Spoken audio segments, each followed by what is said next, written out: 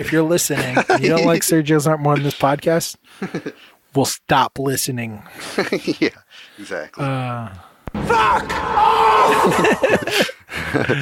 My legacy is my soundboard, actually, now that I really think about it. Yeah, they should, on your gravestone, you should just have the like a solar panel with that soundboard and people can come and exactly.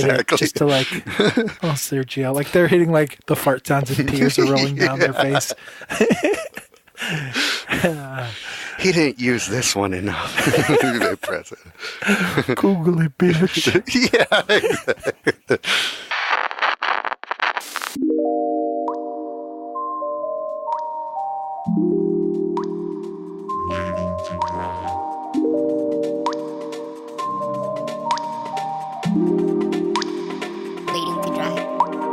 Waiting to Dry podcast. Check it out. Waiting to Dry podcast. Paint by day, Waiting to Dry podcast by night. All day. We're live. Waiting to Dry podcast. 3, 2, 1. Yeah. We're live. What's up, man? Young Joshua. What's up, everyone? This is Waiting to Dry. I'm Joshua Lawyer. I am Sergio Lopez. And Decided to mess around with the intro this time, I guess. What we're doing these days anymore. Running out of shit to do here.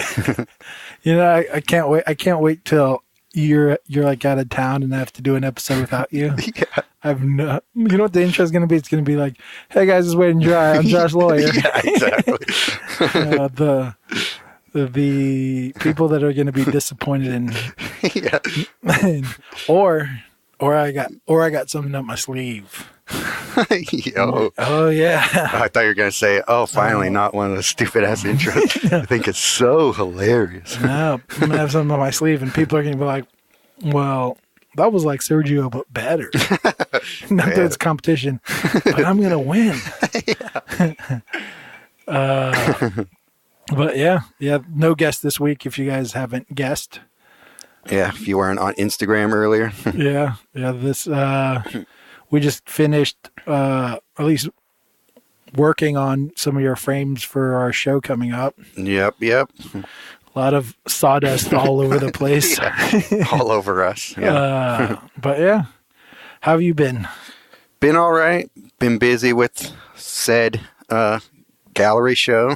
Yeah, I know we're all kind of in our little bubble. I didn't even see my wife that much because even though we live together, it's like I'm in my studio, she's in her studio. Right. We get out of when it's like paint mode time. It's like I get out of my studio maybe at 8:45, and I should probably go to bed at 9:30, which we end up going to bed later these weeks, and I get like it's like a buildup of exhaustion up to a show. But I'm actually doing pretty good on time, so yeah, whatever. How like percentage wise, how done do you think you are with the show at this point? 85. Oh, okay. Then you're in great shape. Yeah. I just have to work on those little drawings I've been doing, which I have to make a shitload of little floater frames for each of them. Other than that, I might not make floater frames. I might just like make little like tack on the side frames, like there's no gap in between the frame and the just kind of like you just tack some banner on the edge. I don't know what the fuck that's called. That I don't know. Easy ass framing is what it's called.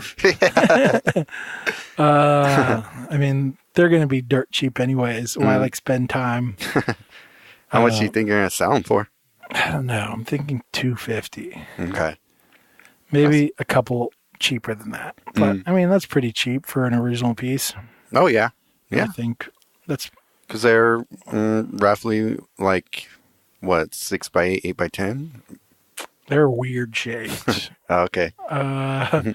Just whatever they end up being. Yeah. Sometimes I crop them a little more just because it's like there's no like, it's like I have this piece of paper and I'm drawing on them and then I'm like, well, I don't need all of that empty space above or below it. Right. So chop, chop, chop. Yeah. It's a weird way to think. Yeah. I mean, I do that sometimes with paintings too. Really? Yeah. Huh. Yeah, I'll take it to the saw sometimes. That's crazy. A lot of times because I misjudged the size of my frame and didn't realize that until it's time to actually frame it. Like, shit, I got an extra inch. I gotta do something for some creative cropping. Yeah, fuck. You can't just do that on Photoshop either. No. But yeah. So we're all pretty much painting. Yeah. Are you pretty happy with what you got so far? Yeah, I'm pretty happy. I think I've talked about what I've been doing, right? Kind of taking old pieces and just making them brand new. That's most of my work is that. There's going to be a couple of new paintings for the show, but the majority of it is I think 4 big pieces that I just altered. Some, they're pretty much new pieces. There's one piece that I'm actually showing that I barely altered, but I just like it too much to not show. So I'm like, fuck it, I'm showing it. Yeah. But the other ones are, like there's that lady with the afro that I just did. And it always bugged me. And I just did like a couple things. It's fun because all you're doing is thinking of composition at that point, not like narrative or anything like that. Yeah. So it's like, how could I make this look better? And step 1, add circles. Step 1, add circles.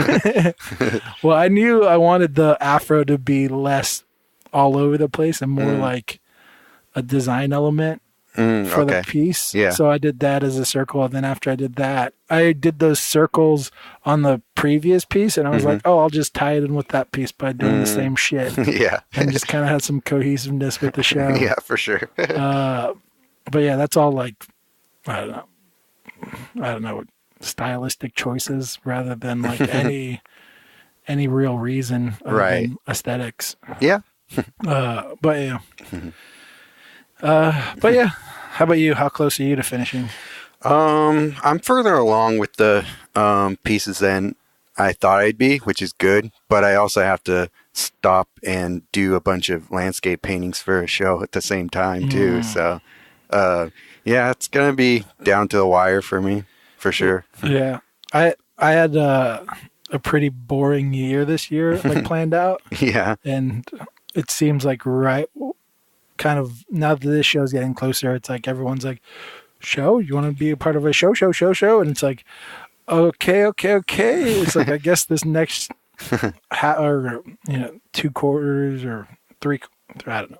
Yeah, 2/3 of the year. 2/3, yeah, are gonna be busy, which but that's sucks. Always how it ends up working out, at least for me. Like I go at the end of the year, I have almost nothing on my calendar, and by the time we're at this point in time, pretty much see everything coming up in the horizon. Yeah, but I didn't have anything. It wasn't like I was planned. Like I had stuff and didn't.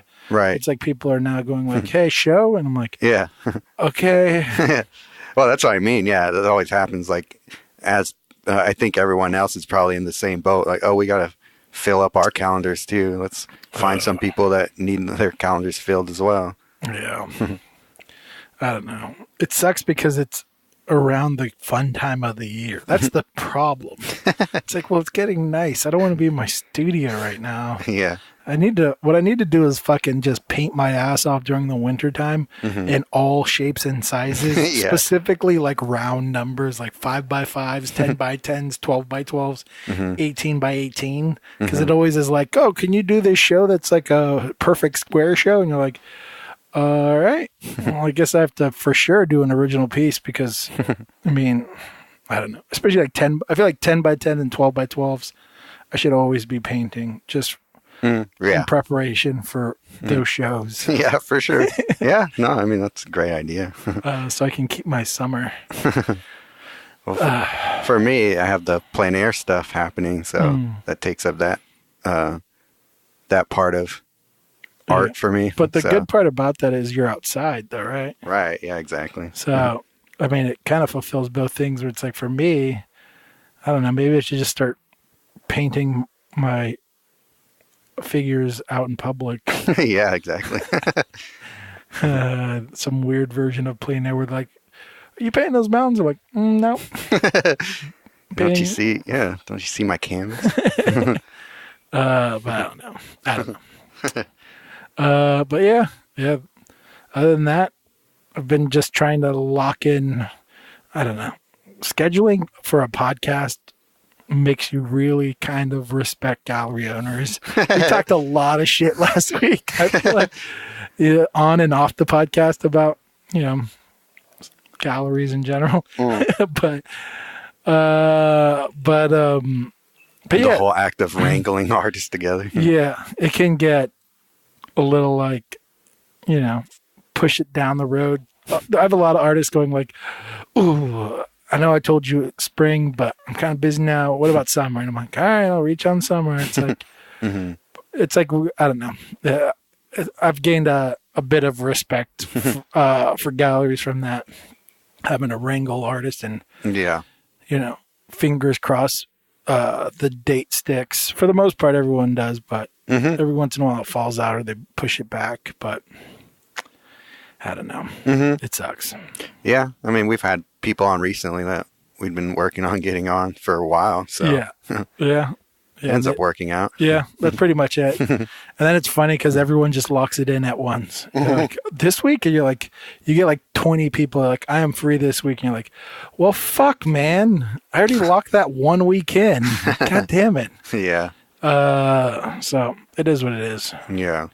Yeah, and it's hard to bunch up a bunch of them at the same time, too. Yeah. Like we've never really tried or had to do that where we had to record a bunch in the same weekend, which is good. Yeah.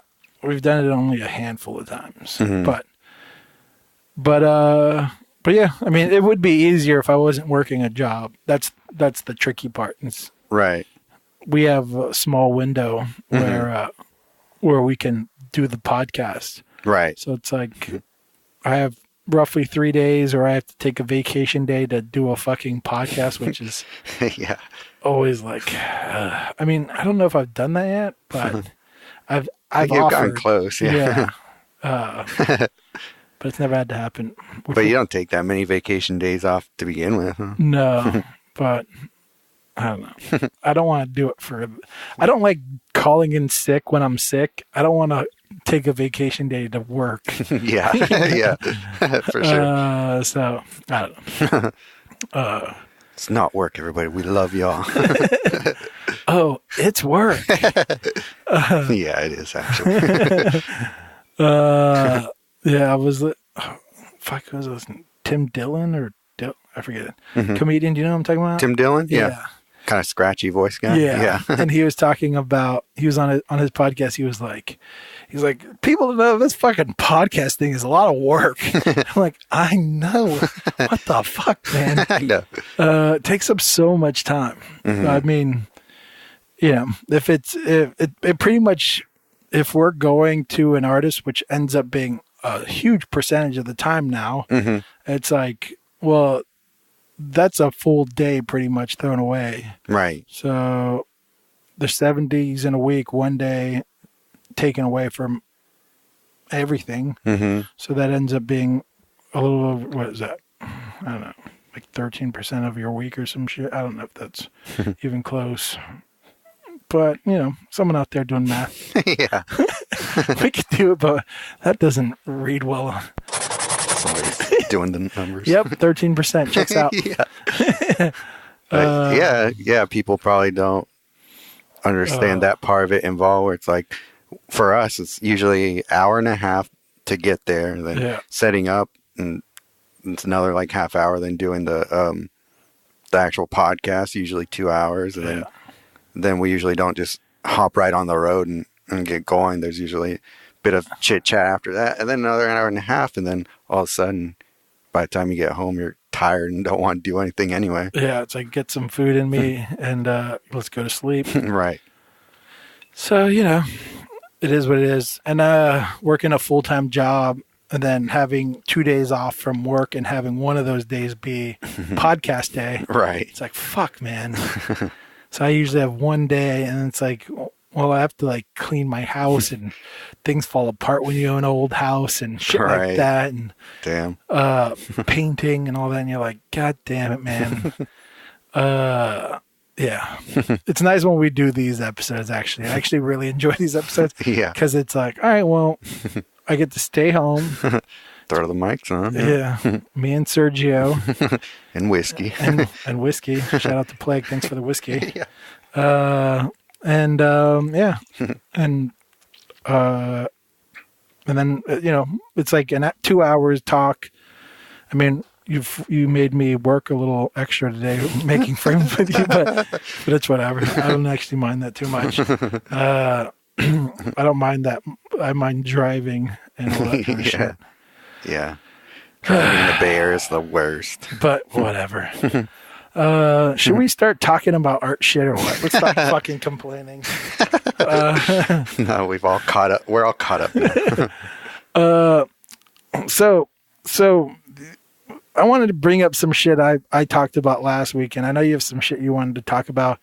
One of the things I wanted to talk about was that Kobayashi Maru idea that we just fucking ran over, and I wanted to maybe get your take on, well, just the whole, it's nothing to do with that. It's just that led me down this like random thought of, I mean, I don't know if it's even a fucking thought worth talking about too much, but just the idea that if you kind of put any thought into being an artist for long enough, you'll realize that it's a shitload of work with potentially very little monetary value, right? I mean, you can argue the whole like, well, what would life be without creating? To me, it seems miserable, right? So, right. But nowadays, money is pretty much our value scale. The more money you have, the more valuable of a human being you are, even the more valuable your work ends up being, right? Mm-hmm. If you get fucking a shitload of money somehow that makes your art worth more. Right.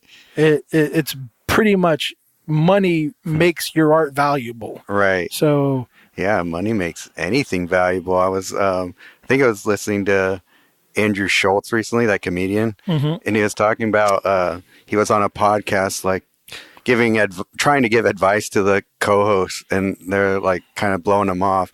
And then he like mentioned how much his podcast makes on Patreon. Everyone just like started being like, wait, what are you saying there? Like all of a sudden they start, their ears perk up. And even from there, like he was saying that, yeah, once that perception that you're valuable in that way happens, then people start to pay more attention to you in that way. Right. Yeah, it's a weird thing. It's like the whole idea that having an advertiser can legitimize you, right? Mm-hmm. It's like if we have an advertiser on this podcast, which we've had the option to, but we've booted that away. It's all of a sudden it's like, oh, these guys are legit. They're making money off this thing. But at the same time, it's like, but do you want to be the person fucking selling, like ass pimple cream or whatever? Right. It's like, or no diss to ass pimples, but you know what I mean. It's like, it's like, what are you willing to like do for money ends up being the thing. Mm-hmm. At least for me, which is not a good thought if you want to make a lot of money in life. But I don't know. It's the whole thing of just because everyone thinks that money means value doesn't necessarily make it true. It's like, it's the whole idea that the richest people a lot of times are the least happiest kind of thing. So it's, I don't know, but at the same time, I mean, there was like a meme or something. I think it was on Black Twitter where it's like, it was like people say money money can't buy you happiness. And then it's like, well, I'd like to try and find out for myself. Right. Like a concept. I don't know. I remember that episode of Sam Harris where they were talking to that the super smart guy. The live episode of, I think we mentioned it actually on the last episode we did together. God, what's his name? One of the Weinsteins? No, Jordan the guy Peterson? who won a Nobel Prize recently. Oh, I don't remember. Yeah. But yeah, I know you don't. But it was saying, that study that people cite sometimes where like they say happiness, like if there's a certain correlation between money and happiness, right, and like up to like I think they said like 75,000. Yeah. But beyond that, if you go further, your like sense of fulfillment goes up. Yeah, I mean, I have a weird thing. I mean, like, I think that study's cool, but does it apply to Californians? You know what I mean? Like, what do you mean? Like $75,000 in fucking oh, you mean that study? Yeah. Detroit Yeah. is a big difference than $75,000 in California. Yeah. You know, it's a huge, like $75,000 in California, you're like probably lower middle class. Oh yeah. Where in middle America, you're a millionaire. For anyone who I'm disrespecting, I apologize. And you know, people in like, I should just start naming places where I know our main listeners are. People in England, $75,000 is like a billionaire. Those poor folk in Canada, those guys. Yeah. Pretty much Bill We mean Gates. 75 pounds, so you understand. 75,000 pounds. Yeah. But yeah, I'm just kidding. But you know what I mean? Like, I kind of understand what they mean by that. Like making enough money so you don't have to stress about stupid shit like, you know, how to pay your electric bill and things like that. Like where it's just kind of like money isn't a problem anymore. The Forrest Gump movie, I love how they word it. He's just like, cool, that's one less thing to worry about. And if you think about it that way, then it's like, yeah, I mean, it's one big less thing to worry about, right, but it's one less thing to worry about in that kind of sense. Like it doesn't solve all your issues. You're still going to have problems in life and you know, things like that, but it's one less big issue. Right. Yeah. It's such an important issue too. Yeah. And then, like, speaking of California, there's so many people here that live here just so that weather is one less thing to worry about. Yeah. Yeah, exactly. But yeah, so the whole, whatever the fuck the thing was. The Kobayashi Maru. Yeah. It made me think about, you know, is there something kind of noble or respectable about the pursuit for happiness through, you know, this means of something you're passionate about, knowing that if money is a huge part of it, how big of, you know, you're kind of sacrificing that, which you might not be. I mean, there are, you know, you do have the potential to make money, but it's always going to be a grind, you know, like it is isn't an easy pathway to becoming a baller, which, you know, that's what I want to be, a shot caller, like 20-inch blaze on my Impalas. On your Impalas. But you know, I don't know. Do you have any thoughts on that, or? Well, first of all, you're making me nostalgic for that song.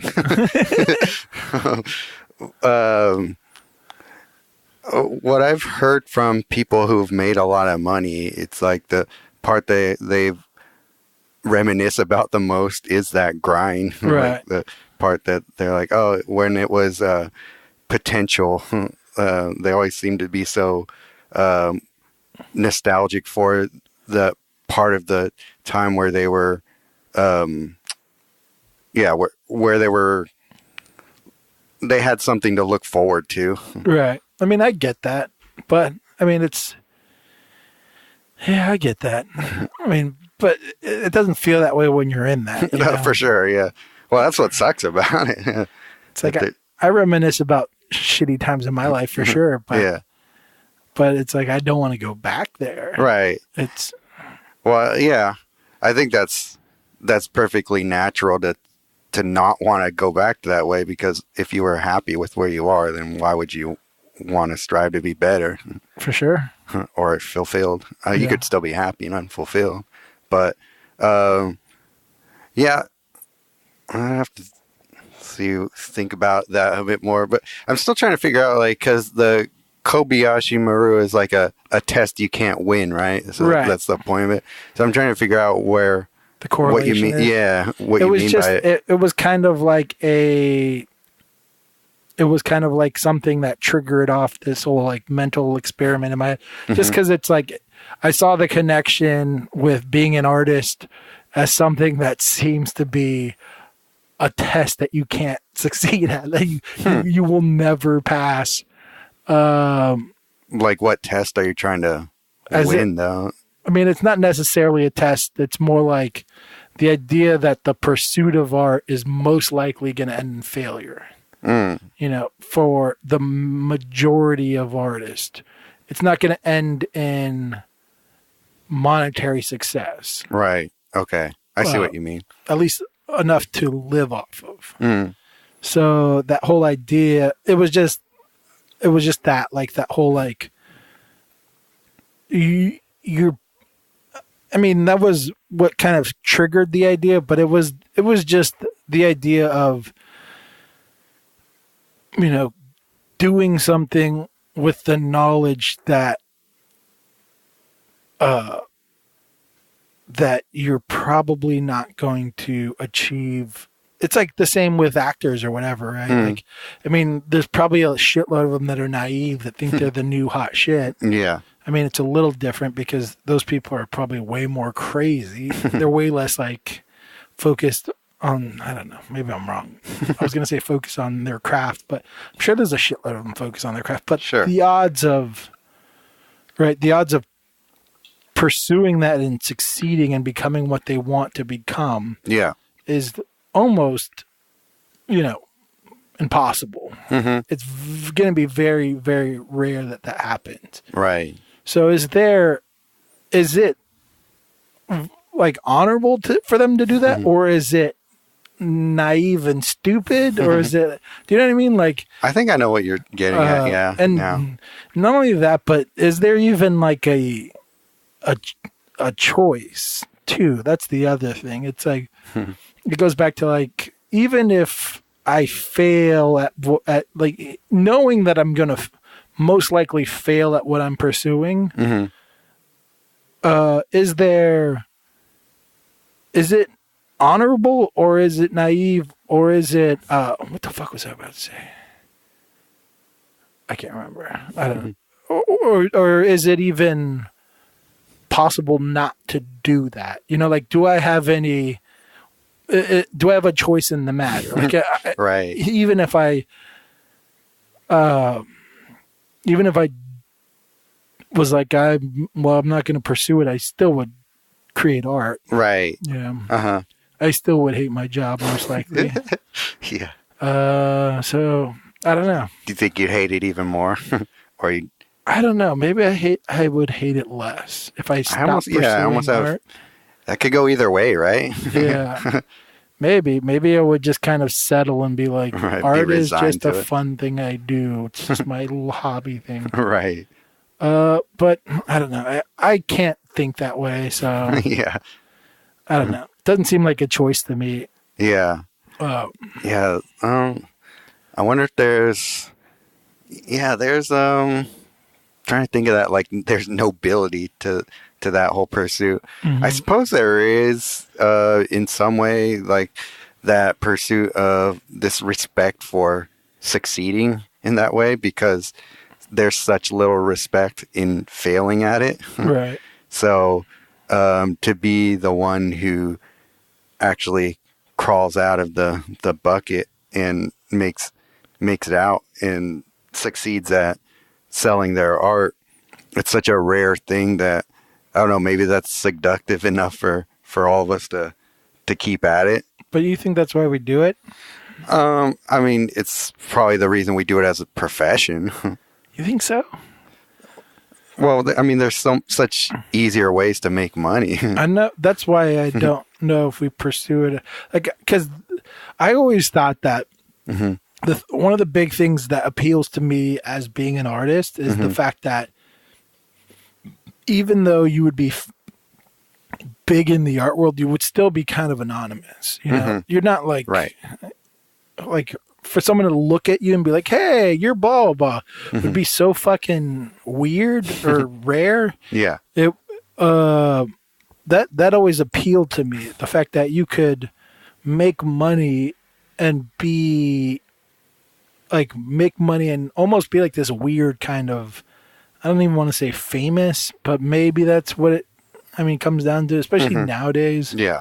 All the big artists are pretty much just weird versions of celebrities. Yeah.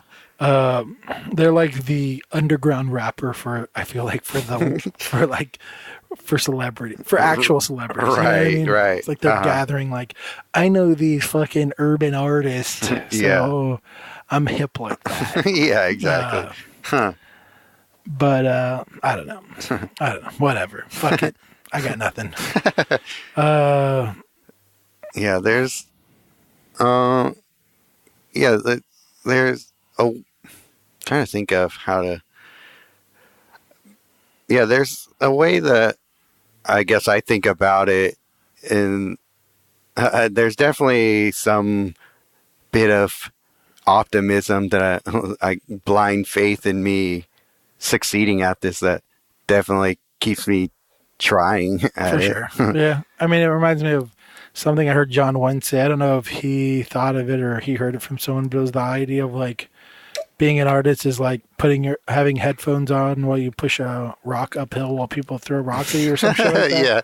Or push a car uphill while people throw rocks at you, something like that. But it's that whole idea of like, we're like gluttons for punishment. You know, we do this thing that's not rewarding, but for some reason we have this weird urge to push forward and keep moving forward in it. But yeah, I don't know.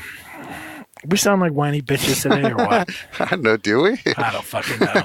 God. If we do, apologies. But yeah, I don't know. What else we got? There was one thing else we talked about maybe for a slight second, but I don't remember how long we sat on it in the last episode, but I wanted to talk about like the born talent versus hard work thing. Sure. I mean, we've talked about it a little bit here and there, but I forget who we were with before where it came up and they said like, oh no, it's all just hard work. And the more and more I think about it, the less I think that's true. The more I think that there is a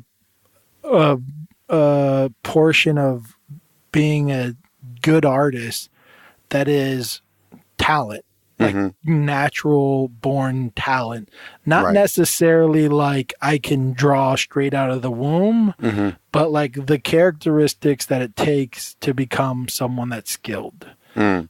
Similar to LeBron James being the body he has allows him to be a very talented basketball player. I think there are characteristics as an artist that you're born with that, you know, allow you to be better as an artist. And I think there are some people that have more of that and some people that have less. And I don't know. And you know, it's complicated because there's like, for instance, the motivation to continuously do something, I think is a personality trait. You know, it's like more than a skill you learn. I mean, I think everyone has something like that and you can get better and better at it. But I think, you know, to be inclined to do that and I don't know, things like that.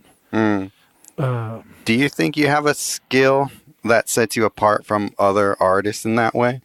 Me? Yeah. I don't. It doesn't have to necessarily be like even like in your art, but like your attitude about things.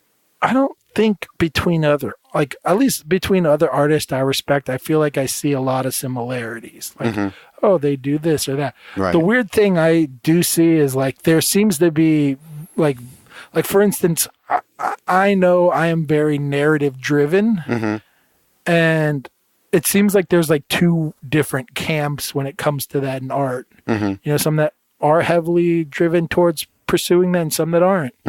And, you know, that ends up being like what ends up being is just like, don't knock, for me, it's like, don't knock my shit and I won't knock yours, you know, kind of thing. Sure. And everyone has a bad version of their, you know, narrative or non-narrative. Everyone has like, there's always going to be an artist that does it really bad, and there's always going to be an artist, you know, does narrative really bad, and there's always going to be an artist where it's just like, it just ends up falling flat or being boring because you have no narrative. Yeah. And what you're doing ends up being reading kind of boring. You know, I think those are the two camps. And like for me, the more and more I think about those two camps, the more all I think about is that all narrative is like the only reason to do art in a weird way. Like but that's just my opinion. But to me, it's like the more I think about it, the more I'm like, yeah, well, that's all. That's all it's for is what I think. Interesting. Yeah, I mean, you know, I was, what the fuck was it on? Might have been Radio Lab or some shit, but they were talking about, some podcast was talking about what separates human beings from other animals, and they were saying that there are two versions. There are two forms of animals. The ones that are like worker bees and ants, where they have huge numbers. Everyone plays their part to a T, or else it collapses. You can't go from worker bee to queen bee. It's all like set somehow. There's like some weird, like everything is kind of set in stone. And then he said, and then there's like the difference between that and then like dolphins and elephants, right? Where they're kind of like a community. It's small. Everyone knows each other. They have this version of communication and dialogue, and they talk with each other and all these things. And he said, human beings have this weird thing where we almost have both of those things combined. And the determining factor for that was the ability to create and think abstract and invent. And when I think about those things, I think, you know, that art plays this huge, like when you think about those things, you think about how were those things developed. And I think art and music and language are like the three things on the forefront of human beings existing and becoming who they are today, right? It's the idea to abstract, to explain things through your mouth, to explain things with your hands, and to explain things through sound in some weird way or something like that. At least that's what I think. And so when I think about that, then it goes, what is that? And to me, that's telling a story. That's all those things are, right? Is telling a story somehow. So yeah, to me, it's almost like those three things, if you trace it back to why humans are unique, it almost is because we have the ability to tell story. Okay. And through that, develop into what we are today. And so I don't know. And so that's just, I don't know where the fuck we were on talent and. Yeah, I was just asking you if you felt like you had some sort of innate thing that sets you apart from. No, I don't think so. Do you? The more I thought about it, like comparing myself to other artists, I guess it's a very abstract thing, but when artists, especially in school, I always noticed that other artists or peers of mine would look at art. They would always compare themselves to it and be very negative about it, and be like, it was always a thing. Like I look at the art, like, oh, I want to kill myself now. That's kind of like the cliche sort of thing like to say. They're not good enough, kind right? of? Like Okay. not good enough. Not will never be good enough. So why bother? It was kind of the defeatist attitude, and I just never have had that like negative outlook on it. Like I've always, when I see a piece of art, even to this day, I just look at like, oh, I want to strive to either figure out how they do that so I can bring it into my work, or I want to aspire to be that part of it. So I've always had this, I don't know, like not even like it's partly competitive, I guess, but not in a way that's like ever been negative toward myself in that way. So I wouldn't call that a talent necessarily, but I feel like it does or did give me advantage over people who decide to drop off because I don't know, the negative self-talk of that kept them from taking it further. Yeah, I mean, that makes sense. But at the same time, that's, I don't know, I feel like art school is probably not the place. I'm assuming there's probably a shitload of those people that don't do art anymore. Oh, yeah. What I mean is like people, when you asked the question, I was thinking of like the people that I really respect as artists. Okay. Like, I don't know, if I look at that class of people and I go, is there anything that separates me from them? I don't think, I think like everyone looks at paintings that they're in awe of and go like, what the fuck did they do there? And they try to break it down. At least that's how I think. And I think for the most part, I think that's what most people who are great artists think. You know, they look at it and they go, wow, what happened there? Let me see if I can figure that out. You know? Right. But yeah, I guess the further and further you go with art, the more you end up being around those people. Right. That's what I mean is like the people that end up being what I think great artists. I think there's like, you start seeing these similar characteristics and personality traits and things like that. Right. You know? It's like, I feel like everyone has the awkward as a child, right? That's like the fucking thing is, and that makes sense why you would, if you're awkward as a child, which means you can't use language that well, then it makes sense that you would use pictures. You know? Exactly.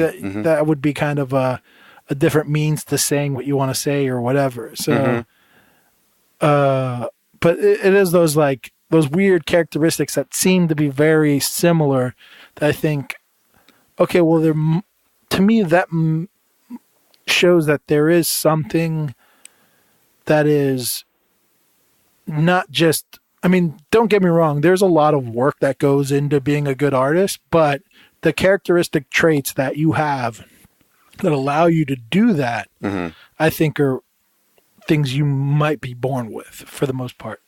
Or you have to work your ass off and be like, you know, a Rudy Rudiger, you know, to get to goals. And even then you'll still never be as good as like people that are just naturally got all the characteristic traits that make them fucking magical or whatever.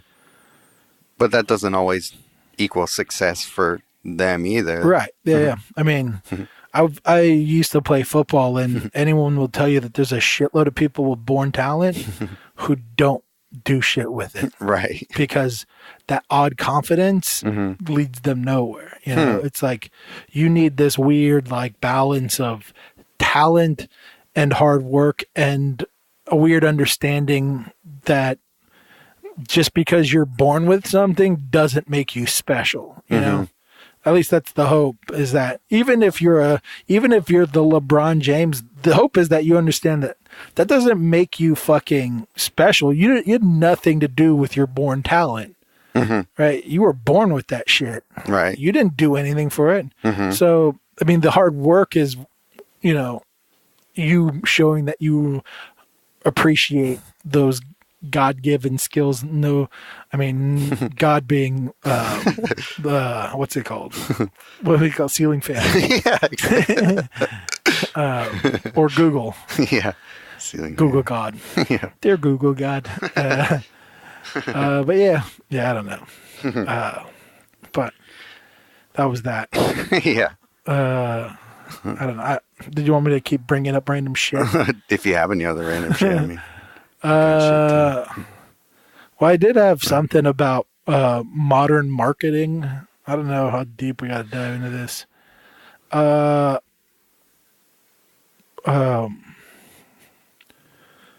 Like the idea that, like, you know, just marketing. I mean, we've talked about, I feel like marketing in general, as far as art, like if you look at the big artists nowadays and pretty much anything, marketing plays a huge role in that, right? So is it shameful to do shameful marketing? I guess, like, cringy marketing. Like, define that. Like, I mean, like, for instance, Banksy shredding his fucking thing, right? Like, just because rich people are in awe of that, he wasn't the first fuck to destroy a piece, right? Especially, for the internet. I mean, and there are very talented artists who I've seen destroy artwork, in the public arena, kind of, and that's all marketing, right? Like, I mean, I forget who it was, but he paints on eggs and then drops them. Oh yeah, he's a fucking amazing artist. Yeah, and you go like, I mean, like it's funny and I mean, you could say it's poignant, right? You could say it's like the whole like Buddhist like build it and then destroy it kind of thing. Well, yeah, like Blake does the whole scrape away thing. Newber, exactly. I mean, but even his, I feel like it doesn't necessarily destroy, but like his it becomes something else. Yeah. But you know what I mean? Like, I'm sure there's artists that have burnt paintings on social media. I'm sure. So like, I don't know, stunt marketing kind of. Yeah, but the whole like, is it like is it a separate? Should you consider those things separate from the artwork? Like, should you consider like, and kind of appreciate it, like respect the game, kind of, you know what I mean? Being like, and then look at the artwork separately. Go like, I get it. You're just trying to have eyeballs on you, which leads to you potentially doing this or making more money or whatever. Rather than looking at marketing and saying like, well, that's fucking lame. I mean, the thing with Banksy, right, is that like, even though for me, I think like his marketing is amazing. Right. His artwork always falls short. I mean, other than that Disneyland thing, that was fucking awesome. But I don't know how much of his actual footprint is in that. Right. But, but yeah, it's that whole thing, of should I detach the marketing scheme from the artwork and then say, do I like the artwork and I understand the marketing scheme as a way to push yourself forward? Right. Yeah, it's hard to, at the end of the day, like, what are you marketing? Yeah. Right. So it's like, well, you got all these eyeballs into something that I don't really want to look at the end of the day. Are you talking about Banksy specifically or in general? Just in general. I mean, there's, but Banksy and the other type. What I mean is like, for instance, the guy that paints the eggs and drops them, like that guy's a fucking really talented artist. Oh, yeah. It's, so it's, do you know his name? Yeah. Henrik, something. Yeah, some shit. I don't know how to pronounce it, but yeah, I know what you mean. But it's like, he's amazing. He's an amazing artist. That is marketing. That is what it is. I don't, I can separate and go like, well, he's fucking amazing. And even the video, I'm like, that's kind of funny because to watch people freak out about it, so, but what it is it's a clever way of marketing, but so is kind of Banksy's shredding shit. I mean, I can hate on it all I want, but like, there's some cleverness. I mean, when we talked about it on the podcast before, we always said like, we respect the idea of doing that. Right. Like it's a very clever idea to do that, like making in that arena. To make people, to call kind of these rich assholes out on their idiocy and make them love it more. Right, it's pretty amazing. Yeah, but the issue with him is like, but then when I isolate the artwork by itself, right? I take out the marketing, then it loses. Was it girl with the balloon? Like, are you talking about like the actual piece that is or being just shredded? his work in general? Sure. When I separate it from the marketing that he does, when I separate the two, I go, well, what's the artwork? Is it his marketing? Or is the art his marketing and it's some performance art, or is it his actual art, or is it some, like his? I don't know. Yeah. But if I separate them, his art, I go like, well, I'm not that into this art. Like I'm not into his art. Period. Right. Teach their own, but for me, it's not my shit. Right. And but I don't. It's like I respect the like the hustle or whatever you want to call it. Like I respect what he's like.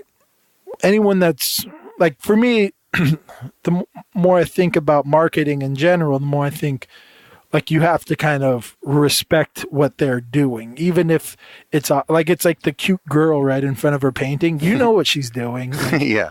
No one's fooling you. Everyone, I mean, all she's doing is marketing as like, I'm a cute girl in front of my piece. That's not that great. Yeah. Or whatever. And so you go like, well, should I separate the two and say, how's her art look? I respect that you're trying to get eyeballs on you, but how does the work look? Right. I don't know. What do you think about that? For me personally, I could usually separate the two. Really? Yeah. Well, I mean, like, that's a good example. Cute girl in front of the painting. Like, I can, if the girl's cute enough, I'll follow her. I don't care how bad the painting is. God damn it, Sergio. But like, I could think of some artists who are. But that's good. The point, though, right? Right. Yeah. The point is that, like, so do you think you would follow her if she was just a cute girl? Yeah. Oh. Yeah. That's the thing. That's what I'm saying. Like, okay. Yeah. That's what I'm saying. I could separate that. God damn it, Sergio. And I'll just, I won't like the painting. I'll like the other picture. I was just trying to think like, there's like a few artists who I can definitely think of as like, oh, you're a good painter and you totally understand that you're getting eyeballs on you because of how you look too. For sure. And like I got no problem with that, but then again, I got no problem with right. But I think the issue becomes when the marketing is like the highlight, right? It's like when you go, Banksy's marketing is better than Banksy's art. Yeah. To me, I find like there's this weird like, well, that's where I draw the line of like. Is it because most people can't separate the two? Like they don't understand because they find his art genius as his marketing genius and go like, well, they're not the same. He's not an art genius. He's a marketing genius. They're two different things. So don't talk about the person as an art genius. Talk to them as someone who's a good salesperson. Right. And is good at keeping their name. And, he is a Kardashian is what he is. He's keeping his name in the headlines. And no one says a Kardashian is a great artist. Right. Right. Yeah. Other than maybe Kanye. Shout out to Yeezy. Anybody who. Speaking of Kanye, like, I mean, this might get a lot of people to stop following, but I'm a fucking, like, I enjoy Kanye West's music for the most part. Like, I think he's really fucking talented as a musician. Yeah. And I always get in these weird arguments with people that hate him, but I'm like, well, they're two different things, right? Like, his personality is, and what he does, all his shenanigans are very much his marketing, and his music is his music. And is this kind of where you started thinking about this? No. I don't know where the fuck I started thinking about it. I wrote it down at work, not based on Kanye. Oh, okay. But I mean, because it does fit for you in this example, right? What? That you can separate the marketing from the art and like them both still? Right. Yeah. I mean, it fits. I mean, I could probably point out a shitload of people that market shamelessly and also are very talented. Right. It just seems. I mean, I was talking about Kardashian, so this worked out well. Yeah. But it's it's that thing where he is someone who I can like both. Where I can, even though I disagree with a shitload of things that guy says, and seems like he's lost his fucking mind. Yeah. I also can say that like the Pusha T album he just produced is fucking magical. And he's a goddamn beast. It's like sure. It is what it is. So I don't know. So, but I also look at it as marketing. Like he sometimes he just seems like he's going crazy. So I don't know. Yeah. It's hard to tell, right? Sometimes. Yeah. We're talking with Kanye. We're gonna have him on the podcast. Yeah, exactly. That's hilarious. I just got that. That'd be fucking hilarious. But yeah, I don't know. I just wanted to talk about that a little bit. Just the whole kind of separating the two, but understanding that kind of there is a, no matter what you're doing, if you want your work to be seen, right? And thinking of it in a certain way to get eyeballs on you, I can't hate you for that. I just hope that when you get all the eyeballs on you, that your art is at a certain level where we can all respect it. Right. What are you bringing eyeballs to at the end of the day? Yeah. But, I don't know. The marketing machine. It's So what stunt are you going to pull to get people to Agent Ink? Yeah, that's the other issue, right? Is like nowadays it's all just who can be the most ridiculous troll. That's the marketing scheme nowadays is who can make the most people super furious, because you're going to have a bunch of people who then like shield you and make you their fucking king in some weird way. It's that's the disappointing thing with marketing nowadays. It's a lot of times it's not clever at all. It's just like saying some outlandish shit to get eyes on you. And then, you can always, it's always easier to apologize than ask for permission. Is that the saying? It's easier to ask for forgiveness than permission. Yeah. And I feel like everyone plays that like, well, there's no asking for permission. It's just like everyone's just like, sorry, I was young and dumb. Right. All right. Which is why apologies don't work anymore either. Yeah. Last time I checked, when I was a kid, I was taught to treat people the way you want to be treated. Now everyone's like, well, I didn't know I should treat people nice. Like, fuck, I don't know. It's that weird, I don't know. It's like everyone's all of a sudden he's like, he was only 23 when he said some shitty things. Like, okay, well, I don't know. Last time I checked, I remember when I was 23, not to say shitty things to people unless I wanted to fight them. Right. Yeah, exactly. 23 isn't that young if you think about it. At least not young. I mean, it's young. It's like too young to maybe like, if you bought a house and wasn't prepared. Right. But like, if you say some shitty thing to someone, it's like, well, I mean, come on. That's like eighth grade. I mean, that's like fifth grade or it's elementary school or whatever. Exactly. But I don't know. Whatever. Have we talked enough shit about that yet? I mean, believe so. Marketing wasn't that negative, right? No.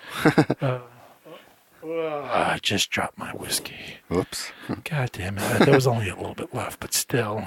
Do you want to refill? Party foul. Should we? If you want. Sure, let's pause it. We're at an hour, so we can. We are back. Yeah, back. But yeah, you got anything you want to talk about?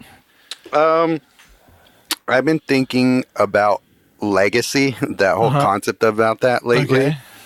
Okay. Who do we talk about legacy with? We talked about it with someone. With a few people. Did we bring it up with Ian a bit? I mean, we kind of talked a little bit about it with him. It kind of was that $1 million question kind of jogged a lot of thought and all that stuff. Right. Because I was just thinking about that, the whole like Nipsey Hussle thing. Like I never really paid much attention to his music At all? Here and there. I mean, I'd heard the name, but I don't know. Were you like a fan of his stuff? I like some of his songs. Yeah, I mean, I wasn't like a fucking super Nipsey Hussle diehard fan. Sure. I thought he was good. Yeah. He was one of the rappers I was like, oh, he's a solid rapper. Right. But there's like a shitload of rappers, I think, that about. So, I mean, if any of them died, I'd be like, damn, that sucks. I'm not, I didn't know anything about the community thing. I was like, oh, yeah. When I heard it, I was like, oh, yeah, that motherfucker's like super gang related. Right. And I remember he had beef with someone like a couple of years ago, rap wise. I was like, I wonder if it has any, that's what I heard. That's what I thought of when I first heard all this stuff. I was like, oh really? I don't, if it's connected to any of that rap beef shit. I don't even remember who he's beefing with, but. I don't know. I don't remember. It sounded like he was in some real life beefs with a lot of gang shit. Yeah. I suppose. I mean, I used to always think he was a blood, but I've quickly learned after his death he was a Crip. But he used to always wear like a lot of red. Yeah, that's why I was like, oh, really? Huh. So, yeah. I heard from a buddy, he's like, he like posted it on his thing. I was like, wait, did Nipsey die? He was like, yeah. I was like, fuck. I was like, he's a blood, right? He's like, not a Crip. I was like, all right, fuck. Yeah, I don't remember. Yeah. I just remember him in red all the time. Yeah, exactly. Like, I think his album covers are mostly red. Yeah. It made no sense, dude. But yeah, I really didn't know much about him until like I heard people talking about like his legacy basically afterwards and what he was doing and what he was trying to do and sort of just the positive impact that he was striving for at least. Right. And it just got me thinking about like how people remember you and about like that whole thing that we're kind of talking about, like what we do doesn't matter at the end of the day sort of thing. Right. About like, well, yeah, like it's like the most important and least. It's like the most important thing, and it doesn't matter at all. Right. You know what I mean? Unless we find out that there's other like, unless it's like the whole like infinite, like everything happens infinite times, so this is always happening. Oh, okay, like yeah, I know what you mean. Yeah, and like it's not that important at all. Right. But if it's like we're the only things in this universe that have consciousness, then it's like, then everything we do is the most important thing, but it also isn't. Whatever. Shout out to the black hole. Yeah. Current events. But yeah, I was just thinking about that because of that whole thing where at the end of the day, what you want to be remembered for, I guess. Like there's, it's what you were saying, like we don't really have control over what we end up being remembered for, but we have control over what we strive to be at least. Right. And it just it was just making me think of like the importance of like, oh, what am I doing right now that will live on for very long? I'm just like honestly thinking like probably not a whole lot. So it makes me want to try for more ambitious work, really. Yeah, I mean that's a way of looking. I just have a different way of looking at it, but that's definitely a way of looking at it. I think a lot of people that find legacy to be important do big things. So I mean, it's one way of getting there. Yeah. Sure.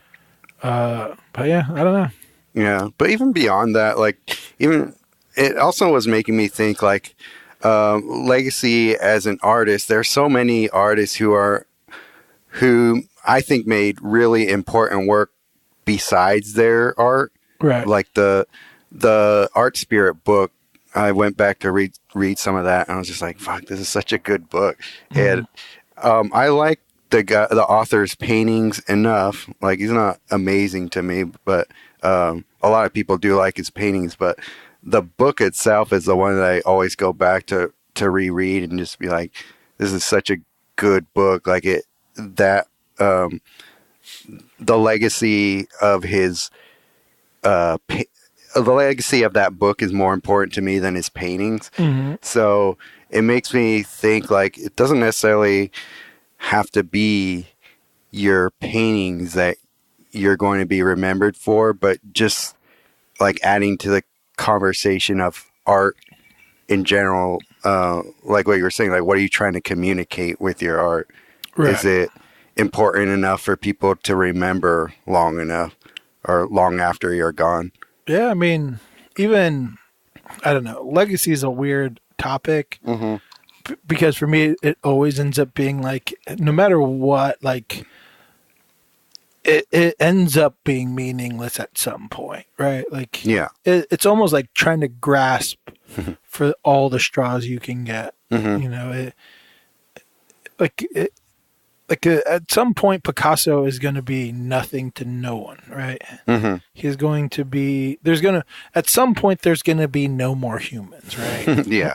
So there's like this weird thing of like legacy meaning something. Kind of, you know, and I don't know, like it's a weird thing where it's like very ego driven and it's driven by like this weird idea where you're like, how am I going to be remembered forever? You know, like for as long as I can, fingers crossed forever. But I don't know, to me, it's like much more important to like move with like authenticity, right? And like, and those kind of things, knowing like, and trying to follow the ethics that you have set for yourself, you know, and that being those movements of authenticity of like, I think these are the right things and I follow them to a T or try to follow them as good as I can. Right. And I think those kind of things, it's like, you know, like, those are like, I don't know, those are the things that I think are important. And I think it's only based on the idea of almost the fact that humans, for this odd, weird, it almost goes back to like the odd, like obsession of humans wanting to survive, right? So that's what ends up, to me, that's what it ends up being. Not necessarily like my thing, but like, to like take in this weird hippie way of like making sure that this planet is okay or some shit like that. You know, like those are the weird things that seem to be way more important than probably anything I'll do, right? Or whatever. So I don't know. It's a weird thing to focus on for me. I think trying to like set like your beliefs and your ethics and your, you know, code or whatever the fuck you want to call it, and trying to stick to that and fingers crossed kind of thing as far as legacy, because I mean, it's one of those things where focusing on it does nothing but probably cause worry or something like that. Or I don't know if it necessarily has to though. I guess I'm more thinking of it in a way that's more in an abstract way where there are certain things that are beyond your control, and probably the thing you're least in control of is what happens to you after you die. Right. And so I feel like you can still live a way where you're working towards having a legacy that's important to the other people, and that brings you happiness and fulfillment and all that jazz to here to how you live in life and what that brings to you. I mean, oddly, I think we're kind of doing what you're saying right now in a weird way. Oh, with podcasting? Yeah. Like kind of, yeah. Like this is the weird thing that I've thought about with this podcast specifically is like, say if I die tomorrow, right? Like the one cool thing is like, even though I don't want to die tomorrow, is that MJ would be able to like hear my voice, you know, for as long as she could stand it. Yeah. And hear my ridiculous jokes or whatever. Yeah. My family would be able to do that, you know? Yeah. And so they'll hear stuff like this exactly. all the time. Exactly. That's my legacy. Yeah. But it's like that to me is like the weird thing of like, well, at least it's weird because I never think about that with my art. Yeah. You know, it's like my art's my thing that I do without my control, and it's kind of for me, and I share it, that's part of my process for me, kind of, is like sharing what I've made for myself. Yeah. But like this thing is like the one cool thing where like we're doing it and we're putting out, you know, what we believe in and our ideas and whatever. Right. And, you know, when it's all said and done and I'm gone, if, you know, whatever, even if I die and I'm 90 and we're not doing this podcast anymore and MJ wants to hear my young seductive voice, and she can do that. Or whatever. So, yeah, I was actually thinking about that on the way here because I was thinking about legacy. I was like, my seductive voice. Well, that too. Well, thank you. Yeah. I can't whistle, but you know. I know.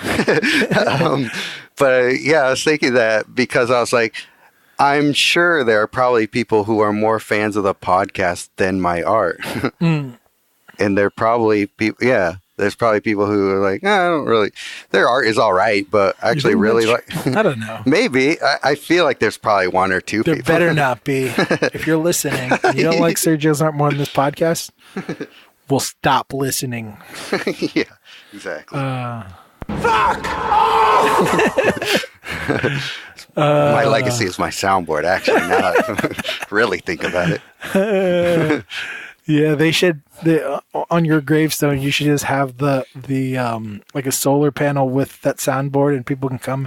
Yeah, exactly. Just to like, oh, Sergio, like they're hitting like the fart sounds and tears are rolling down their face. He didn't use this one enough. Press it. Google it, bitch. Yeah. They play this one all the time.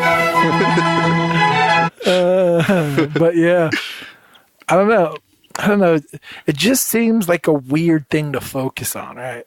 It's like, why focus on shit that happens after you're dead and gone? It's like, to me, it's the least important shit. It's like, I always said, like, to my mom, it's like, when I'm dead, just literally dig a hole and kick me in it. It's like this idea of like, I literally don't give a shit when the lights go out. Right? It's like, it's this like little bit of time that I get to enjoy on this random rock in the sky. Right. Kind of like, so let's just fucking have fun while we're here. And yeah, I mean, I guess the point I'm trying to make is that it, even though, at the end of the day, it probably doesn't matter. It can still serve as a good compass for how you want to live your life while you're here. Right. So I guess that's all I'm trying to say.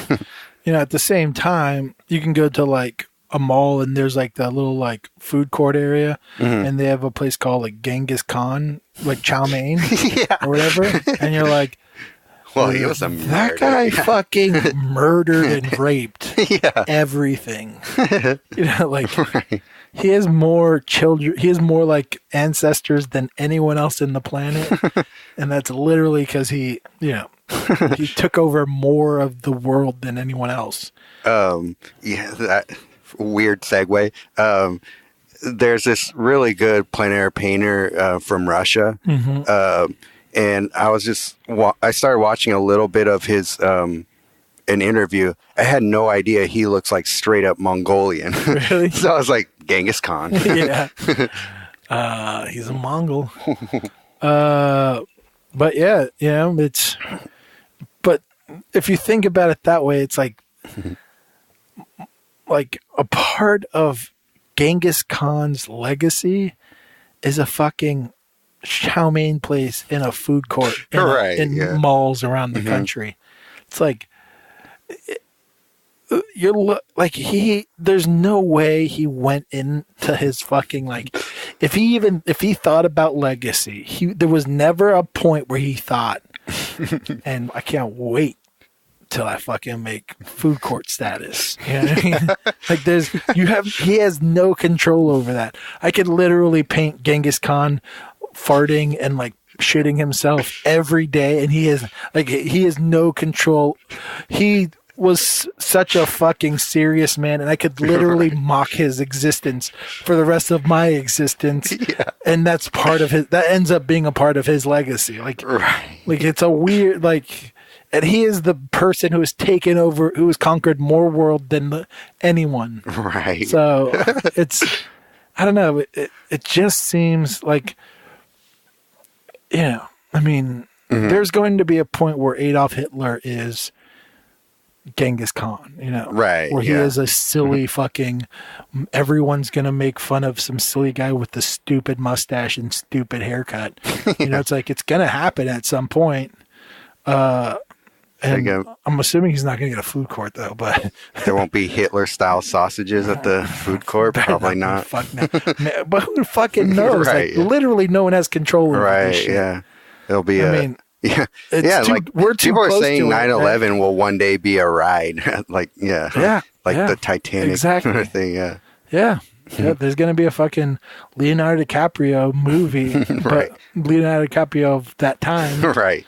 Exactly. And he's gonna be fucking in some towers and never let go kind of shit. Right. Exactly. I mean, you know what I mean? Like, I don't know.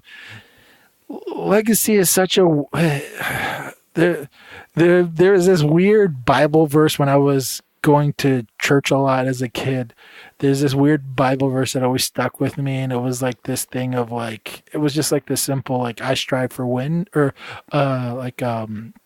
he strived for wind or some shit like that. I can't remember. But it was about a king trying to catch wind, and there's so much about human existence that is kind of summed up in that verse of like, you're trying to catch shit that's uncatchable, and it's a waste of your fucking time. Like, and it pertains to so much things in life that humans are trying to control, but you realize at some point that like, it doesn't help at all. It just kind of, I don't know. It doesn't help that much. It doesn't help. Right. It's like pursuing love, for instance, right? Like, right. Like, it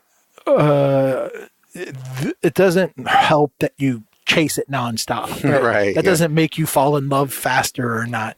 I know, right? That's almost become a cliche too. Like, I found love when I least expected it. Right. Exactly. But it's like that thing, right? It's like that whole like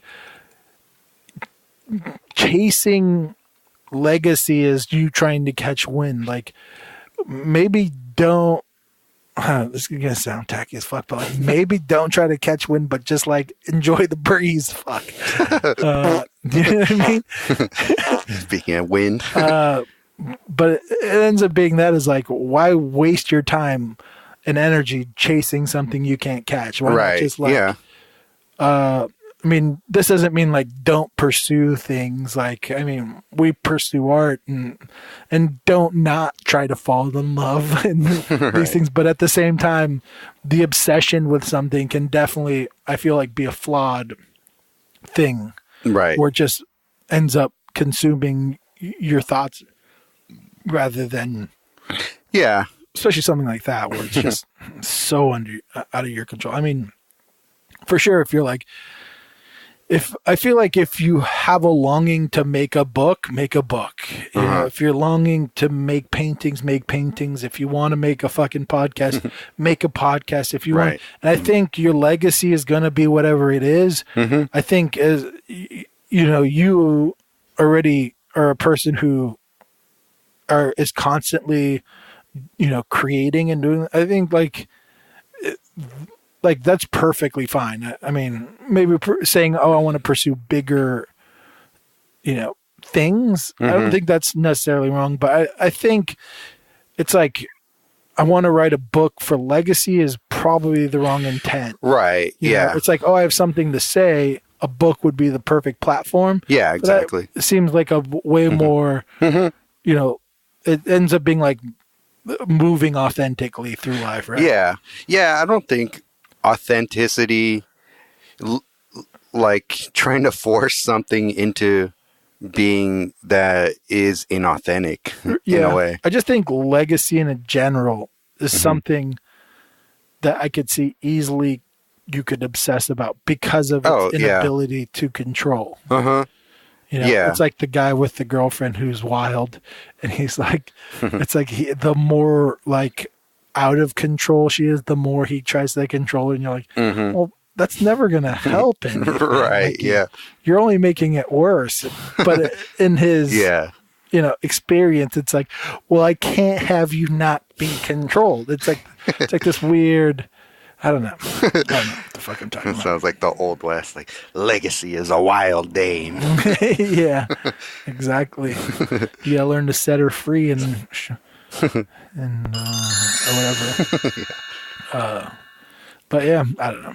We got some articles you wanted to talk about? Yeah. What we got? Let's see. Who the fuck is this, and what do they want to talk about? Kind of on the same page. Positive. The rapid rise. I mean, it's kind of a positive article, actually. The rapid rise of millennial collectors will change how art is bought and sold. So, what this author of this article is trying to say is that people are, or at least people our age, are looking more and more toward art as a thing to collect, as you know, like the traditional reasons that people buy art. So let's see. Did you want me to go to a specific spot? Actually, can you go back up to that graph? So it kind of I guess this was like kind of a poll that they did, where the blue is what everybody in general thinks of why they want to buy art. And so aesthetic value 62% for overall people, and then the red is millennials. The red bar is what millennials are saying. So the two biggest reasons that people mainly buy art is aesthetic value, and it's an asset expected to increase in value over time.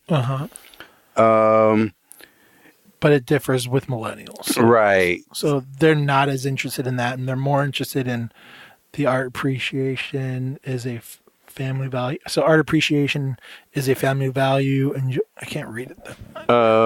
Which one are you reading? I'm just trying to go. So the categories are aesthetic value. It's just hard to read because the screen's pointing your way. It's a little blurry. Art appreciation is a family value. Yeah. Enjoy being part of the art world. Safe haven in volatile markets. It's an asset that can be leveraged to build wealth. It's an asset I plan to sell for a quick profit, that's kind of interesting. That's so much bigger than as a millennial. Yeah, and it's a sign of my wealth and success. Well,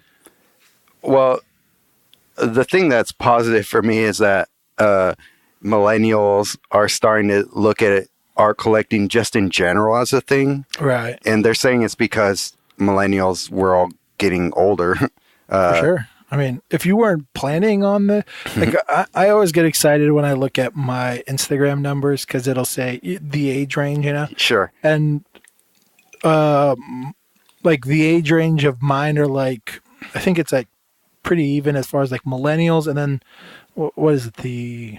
What's the age group below millennials? Generation Z. Is that what you're Gen talking Zs. about? Yeah. Those two are almost exactly the same.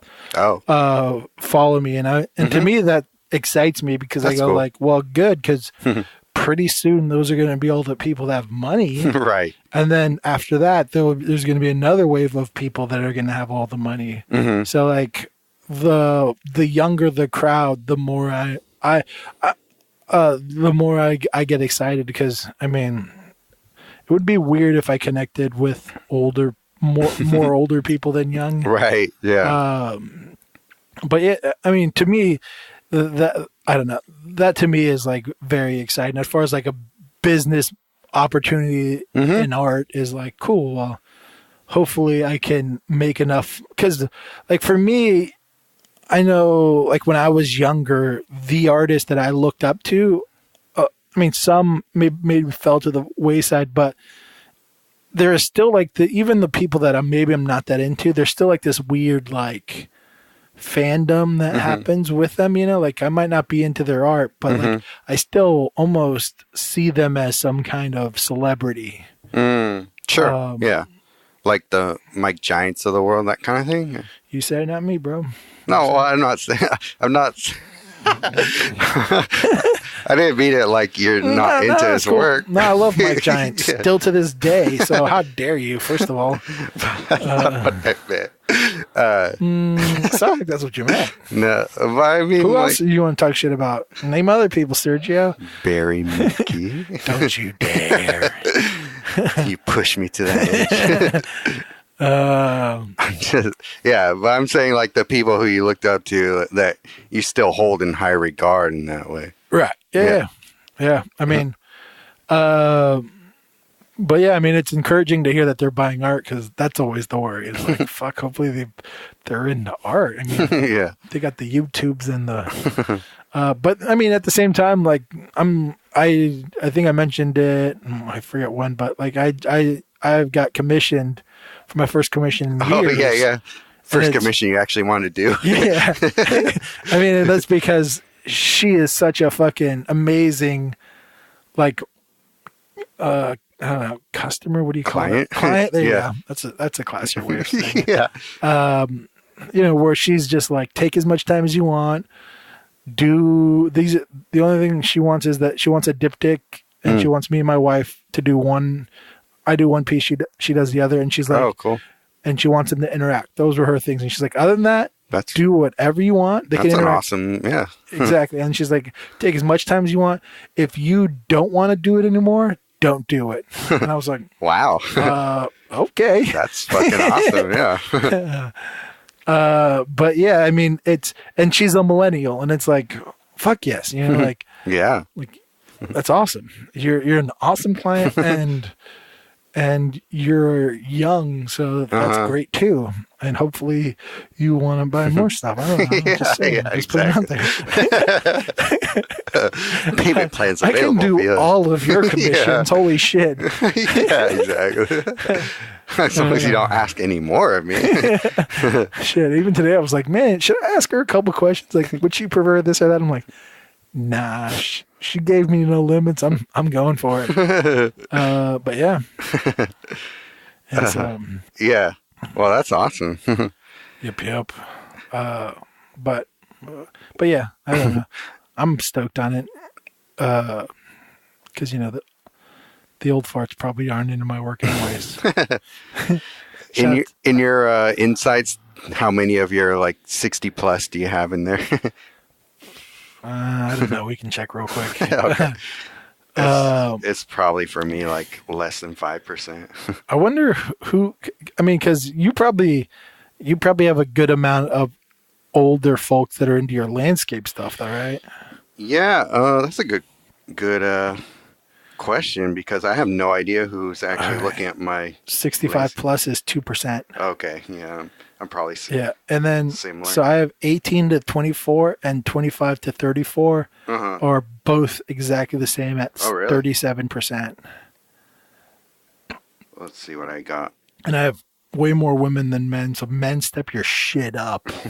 Tell all your guys that I have dope ass art. Yeah.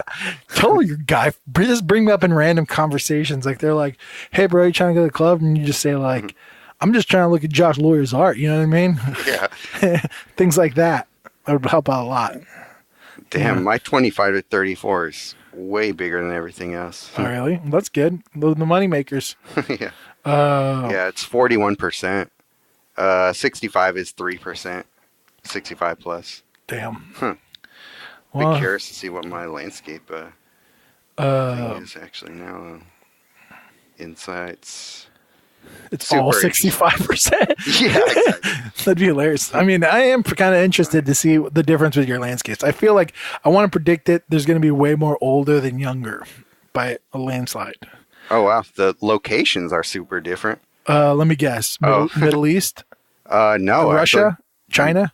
no place outside of oh wait, countries. I have to look at countries. No. Oh well, Russia is 2%. What's China? Not shown on here. Middle East? Not shown on here. Okay. I have Australia, Canada, UK at 2%. You're a little off mic. Oh. Is this your first time? I could fix it in I'm a wizard in post-production. Age range, do you want to guess at that? All 65 plus. 12% 65 plus. Damn. 55 to 64, 15%. 45 to 54, 16%. No diss to any 65-year-olds who listen to our podcast, by the way. We applaud your ability to look at a phone. Cool. To have a smartphone. Yeah. 45 to 54, 16%. 35 to 44, 23%. And 25 to 34, 25%. So your biggest is what? 25 to 34. But not by much. Yeah. No. Damn. It's pretty, yeah. I don't know if people are going to find this entertaining at all. But whatever. I don't know. I mean, whatever. We should get to some fucking questions. I know, by the way. Holy shit. We forgot. We're at an hour 30 and we haven't even acknowledged that people listen to our podcast. Yeah, let's do this shit. All right. Who we got? Do you want to do... Oops. I can do the ones that were sent via... You're off mic a bit.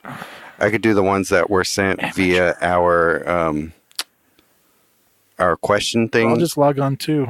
You're Okay. not the only one, you know. Right. I sneak into the DM sometimes, see all the people you're flirting with. Okay. All right.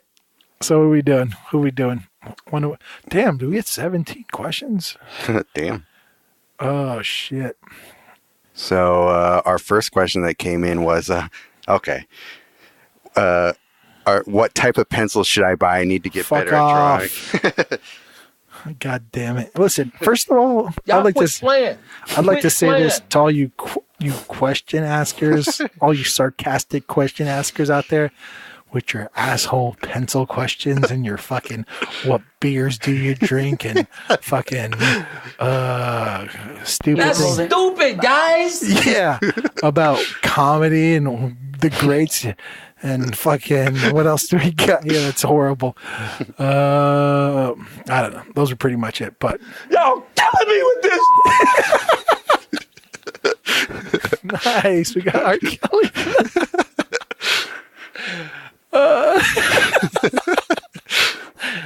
That was so good too. That was so spot on. All right. So let's get to them. So fuck the pencil one. Okay. How dare you? I know who you are. First legit question. Top 5 dead or alive artists you would want to... Should we say names? Oh, sure. James Geralds. I don't want to say it. Top 5 dead or alive artists you would want to interview on Waiting to Dry. Shit. Should we? That's tough. Should we spill the beans on that? All right. I got Barry McGee. Barry McGee Would be my number one choice. I'd love James Jean. James Jean. Fuck yes, that would be awesome. Jeremy Mann, please come on our podcast. Does he make the list? Dead though. Oh, dead. I don't... Sergeant. Yeah. Jackson Pollock. Yeah. Just like a parade. Just looking like, fuck you talking about, bro. Yeah, exactly. All right. That was dead 5. artist. Huh? That was 5. We got 5. Okay. All right. We have favorite beer that is out right now. Favorite beer out right now. Bud. Bud. That's when you say wise. What art tool feels most good in the butt? Good question. We got a great answer. Anybody listening, Google Glass Muller. Muller. I don't know if I want to do that. Yeah, I'm not going to answer that. All right. Any good movies or TV show recs? I got I've been watching the show Wayne. I just finished watching the show Wayne. It's on YouTube Premium. That's your shit, Sergio. What is it? It's called Wayne. Wayne? Who's in it? Two people. I don't know. Maybe that's the wrong person to ask. Yeah. No, you're not gonna know them either. Oh, okay. Fucking really good Wayne. show. What's a synopsis that won't give anything away? It's Bonnie and Clyde, modern day Bonnie and Clyde type scenario. Two lovebirds on their road to getting what's rightfully theirs. Right on. And okay. the shenanigans that ensue. But yeah, it's almost filmed as if the main character is a superhero, but not. He's just a normal kid who gets his ass beat all the time. How old is he? He's playing a 16-year-old. Okay. I mean, they're older in real life, but he's Yeah. playing a 16-year-old. And Doing the old Beverly Hills 90210. what's that? Oh, yeah. But yeah, super good show. I would highly recommend it. Right on. Other than that, I've been watching Our Planet, which is depressing as shit. So, God, I don't know. Speaking of YouTube Premium, Cobra Kai is coming back very soon. Haven't seen it. Watch that if you have. I don't not. have YouTube Premium, by the way. I just have a way of watching things. I'm sure it's on there. Fire up the old VPN. Yeah. But yeah. Movies. I mean, I like Us. Oh, by the way, that was Restivo Art. Restivo Art. Oh, Booty Superstar asked the butt question. Thank you, Booty Superstar, for that question. Oh boy. Next question. What's your thoughts on the local art scene? Yeah, I don't mind it. Here in Santa Rosa. I mean, well, my issue. Well, I mean, my thing is that I moved here. I think I was like 27 and 28. And good luck getting friends when you're that old and you're in a new spot. Holy shit. So I don't know. To me, I mean, I don't know. It's weird because as far as like pursuing something legitimate here, Yeah. that's a whole different story. But being a part of an art community, right? Yeah. It's not necessarily based on skill. I don't think it's based on who gets along with It who. helps, I think. I mean, I don't know. I've met plenty of artists I don't get along with that I think are very talented. But the reverse is true too. For me, at least. What do you mean? Like artists, and I'm not the biggest fan of theirs, but I like hanging out with them. Right, that's what I meant. Oh. Like, skill isn't the determining Okay. factor. Are you keeping up here, Sergio? I'm on my second of these. But yeah, it's the idea that like I don't have to be your friend. I don't have to like your work to be your friend. Yeah. But it's cool that we do have a community here, right? There's like the drinking draws and like people. I mean, it seems to it feels pretty new. Like it almost seems like everyone kind of smashed into each other. Maybe there's some people that knew each other before and after, or maybe we're late to the show. I don't fucking know. But it seems like for the most part, we all kind of started like circling around each other right around the same time. Yeah. And I don't know. I think it's cool. Like, there's people I don't either I know wish or I had don't the talk Dave to. Matthews crash into you button. You're probably more involved than I am. Yeah. Oh, definitely. How dare you, definitely. But, I mean, this is your first time you ever had friends in your life. So. Yeah, exactly. Don't take this away from me. It's so special. But, it's, I don't know. For me, I'm happy I have it. So, For sure. Yeah. the little bit we have here. I appreciate it. Yeah.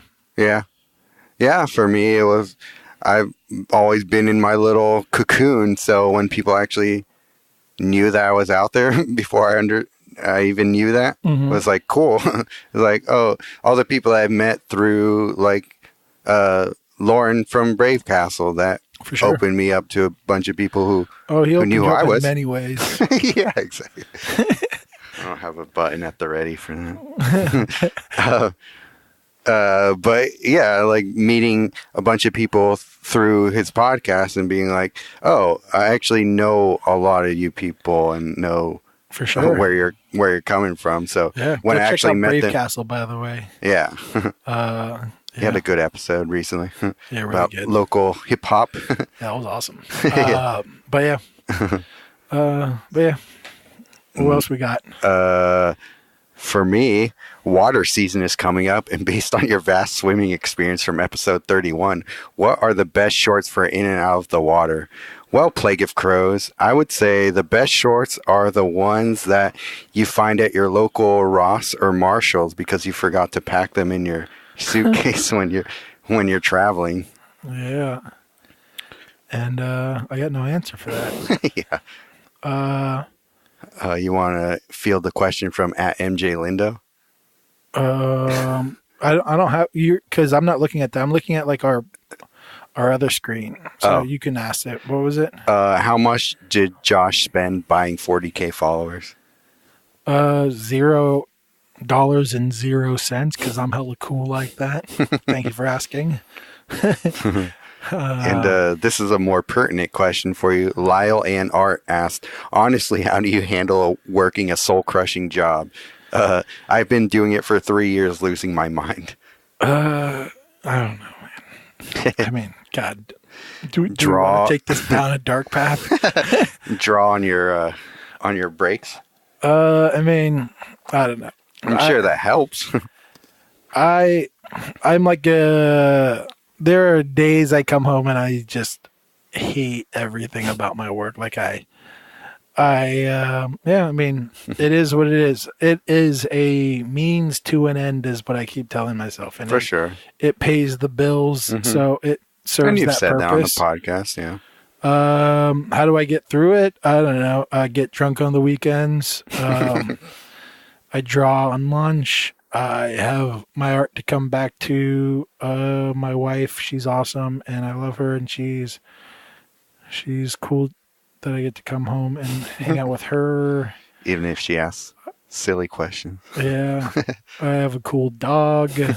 Everything outside of work, I feel like everyone at work knows I hate being there. And it's like this weird thing where I feel like I rarely talk to someone at work in a positive way, if that makes any sense. Yeah, it totally does. I don't know. It's like I'm a different human being. I just shut off it's like I hate it so much I can't enjoy it. There's like 2 people I talk to at work that I enjoy talking to. Mm-hmm. And everyone else at work I just don't talk to, or I keep my distance. I don't know. I fucking hate it. I don't know. I've done it. I don't know. I have no answers for you. Just keep pushing forward, man. Working any job that isn't what you want to do is pretty damn hard either way. Yeah, I mean, I've mentioned this before, but the job I've enjoyed the most was the job that always changed every day. Mm. Because it's a weird thing. Like if I start a job, it's like the first month or so where I enjoy it, and that's because I'm learning how to do it. Mm-hmm. Then once I've learned how to do it, then I fucking hate it because it's so boring. Mm-hmm. That's like, what am I going to do this fucking forever? Like it's so fucking boring. And yeah, that's why framing isn't too bad, because every piece has a different challenge to it. Trust me, I would figure that shit out in a month and be like, God damn, I want to shoot myself in the face. Oh, it's not the best job ever. What I mean is like the job I was at was literally you get put in a different environment every day. Different, not even a different, like not the same space, a different place. You would have a random problem you would have to solve, and you had tools. You had to figure out how to solve that problem. What was that job? It was what I did before I moved here. Shout out to MJ. Thanks for making me move this.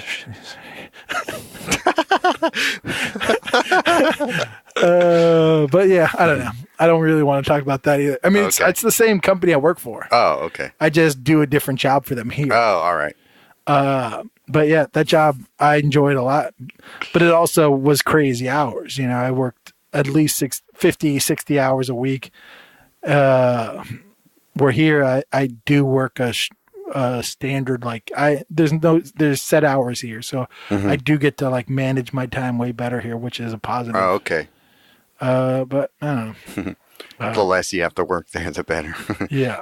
So even though I hate working here, I work less. So it's whatever. God, I hate fucking complaining about my job. All right. Big Heppo said, do more waiting to dry audio theater. What is that? When I did the Reddit thread thing. Do you remember that? Yeah.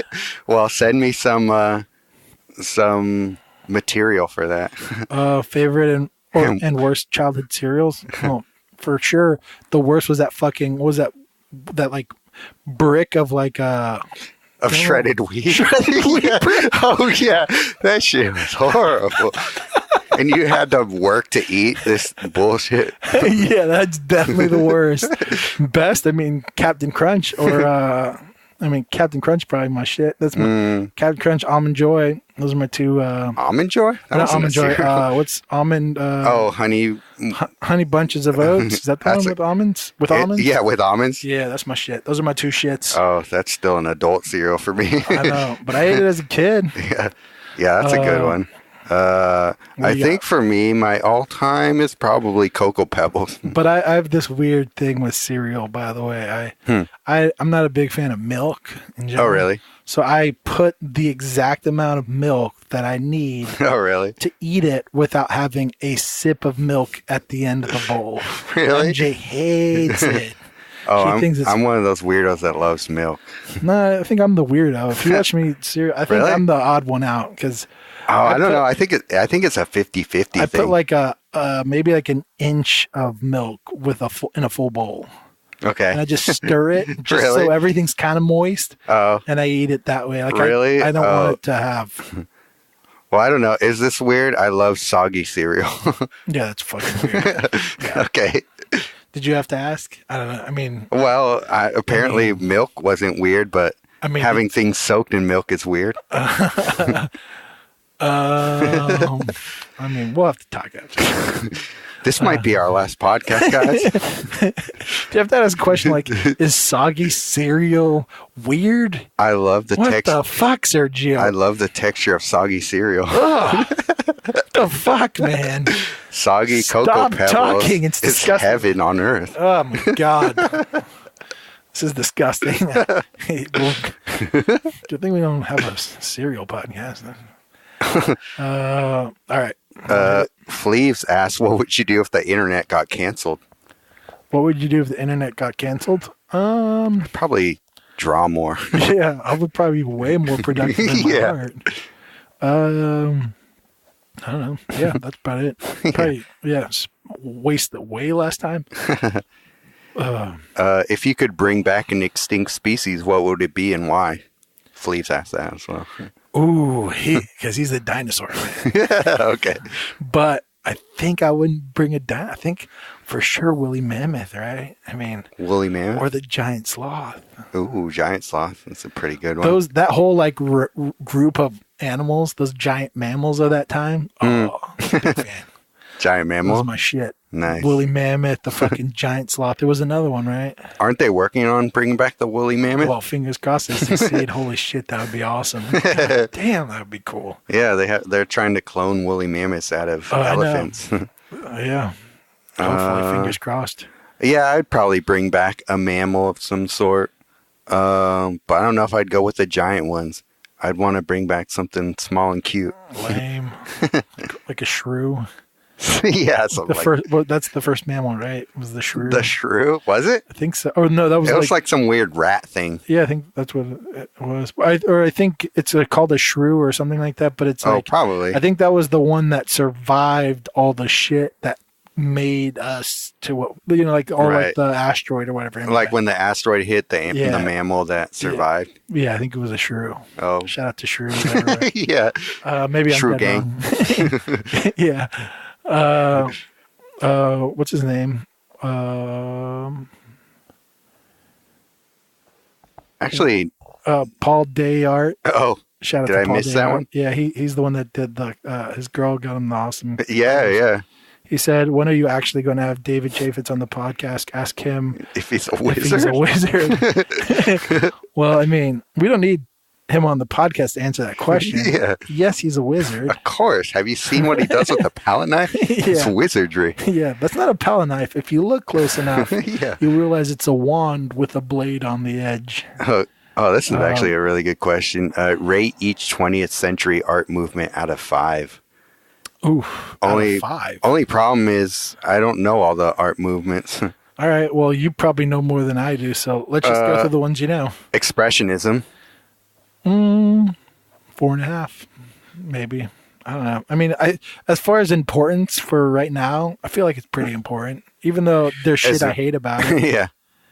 Yeah, I'd probably give it a 3 just because the expressionists that I really like, and then the other ones are garbage to me. Yeah. Yeah, but I get. I mean, yeah, I got to think. I think I have to think of it without thinking of us, because I feel like if I rate it based off of the body of work they created, I'd rate it way lower. Maybe even should I dare 1? Yeah, but it's like one of those things where it seemed like it's important for where we are now in art to be able to do like if people using like, you know, I don't know, expressionist techniques in their work, I think it ends up being a real cool thing. What is it called when two things are next to each other? Juxtaposition. How dare you?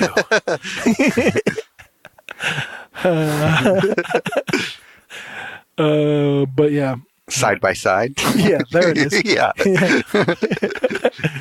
What's the Goofy movie? Isn't there you ever watch the Goofy movie?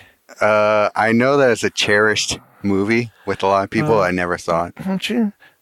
Is it on YouTube Premium? I'll look it up. I'm trying to figure out the chord because I think gonna stand. Oh no, I thought it was gonna be stand by side, but it's just stand out till you notice me. So never mind. Okay, right. I had to play that song in my head so I could figure. Well, lost on that reference. But all right, what else we got next? Cubism, boobism. What's that? 1? 1. Okay. I'll give it a 2. There are things about cubism I like. Cubism I probably dislike more than expressionism. Yeah. Me too. That's why I rate it lower. Yeah. So what I rate expressionism at? 4.5. 4.5. I bring that back down. I bring that to a 3. Okay. And I keep cubism at a 1. All right. Post-impressionism. Post-impressionism? Who's that? Van Gogh, Cezanne. Oh. Respect. Okay. I'll give him a 4. Okay. Individual basis. I mean, probably Van Gogh knocks it up to a 3 for me, but normally it'd probably be a 2.5. Wait, we said cubism. Surrealism.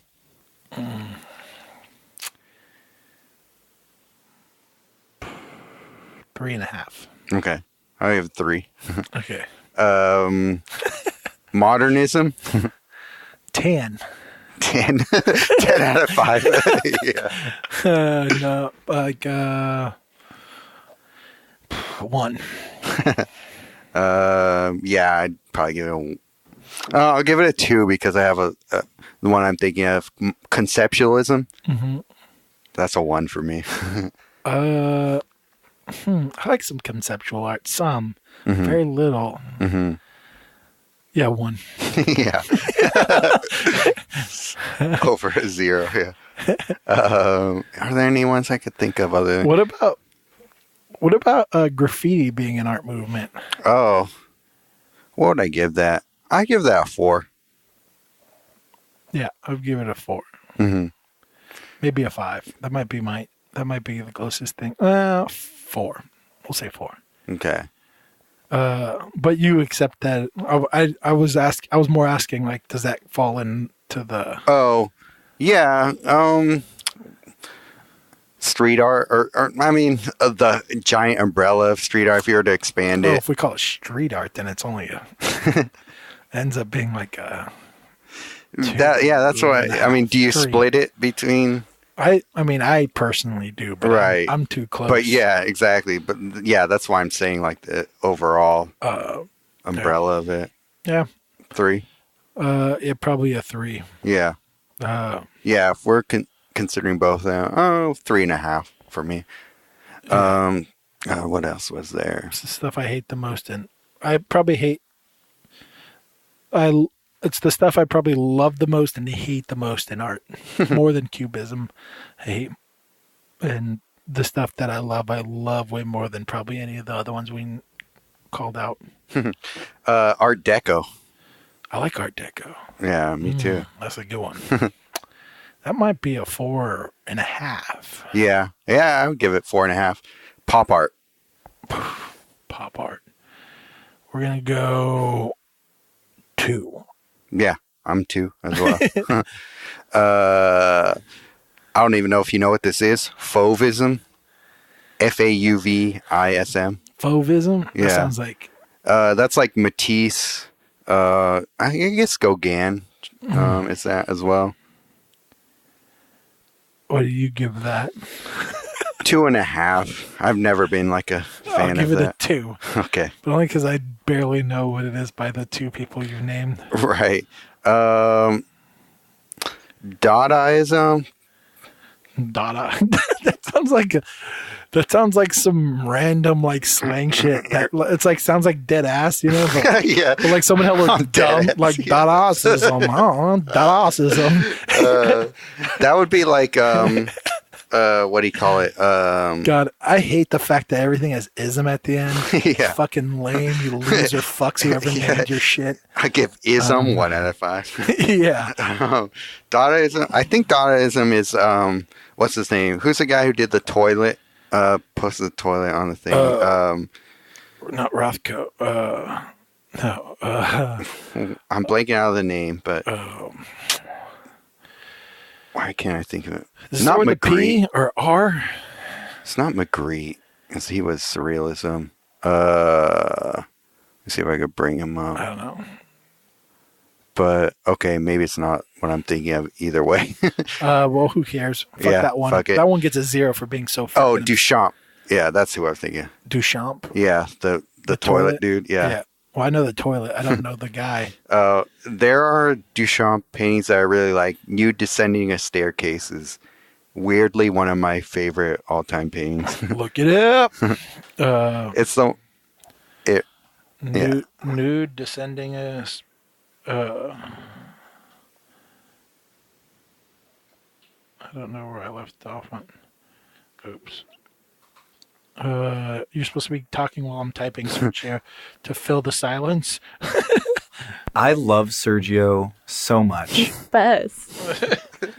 God damn it. So this one? Yeah. Well, you would like it, you pervert. Yeah, I mean, I don't know. It's whatever. It's not my cup of tea, but Sure.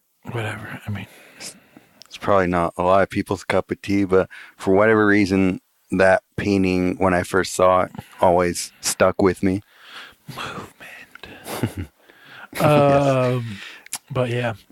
Yeah, I think that's pretty much all the major 20th century movements. Nate Van Dyke sent me a big ass, or sent Waiting to Dry. I gotta look and see what that. Does what the fuck's this guy's name again? Oh, Leindecker? Leindecker and like those guys, all the magazine guys, they have their own, like, are they Art Deco or are they something else? You can put them into Art Deco. I mean, they're illustrations, so they kind of, illustration has its own parallel thing that borrowed from those movements. And illustrationism, I give them a 5. Yeah, oh, for sure. Golden Age illustration is one of my favorite art movements of all time. So, so that's the only one we didn't name, and for some reason they don't have an art movement. Yeah. Fuck, nude going down a staircase and toilet have their own. So So yeah, I mean, I don't know. Should I just read this this message we got from Nate? What's up? Okay. I came up with something for your next podcast. You two. You have always had beef about artists with shitty signatures. You do an amazing painting and then all of a sudden you go blind when you sign it. Poor shit. There's nothing sexier than a beautiful cursive signature. Fuck. Every time I sign a receipt at Safeway, I imagine it's the Declaration of Independence. Artist got John Hancock that shit. I hate those signatures that look like you had a seizure right before you signed your bill for shampoo that you bought at CVS behind glass at the required button assisted to unlock. Hashtag Zelda. Cursive is different than signed paintings. Look at Frazetta. He didn't sign Death Dealer in a lazy way. Focus. That was a rant. Phew. Shit. Am I too late? You are not too late, Nate Van Dyke. Awesome. Shout out to Nate. That was an awesome episode. Yeah. Yeah. Do we have any more? Yeah, but I mean, let me see. Was that a question? Yeah. I don't know. I don't even sign my paintings except for on the back. Right. But I think we talked about this before, but I practice my fucking signature all the goddamn time. If I haven't posted a lunch doodle, most likely I'm just writing my name over and over and over again. That's why I didn't post it. I'm just like, all right, well, I don't feel like drawing something serious today. Mm-hmm. Let me just, it's either that or like, I write a couple things, but my signature is like one of many things I'll practice writing. Oh, really? Huh. Yeah. That's cool. But yeah.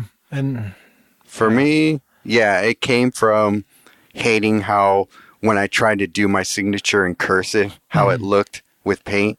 Yeah. So I devised a way that I can approximate the way I sign, but with one stroke at a time. So it'd just be one stroke, so there's no way I could fuck it up. But it looks weird when I do it not in brush and ink or brush and paint. Right, that makes sense.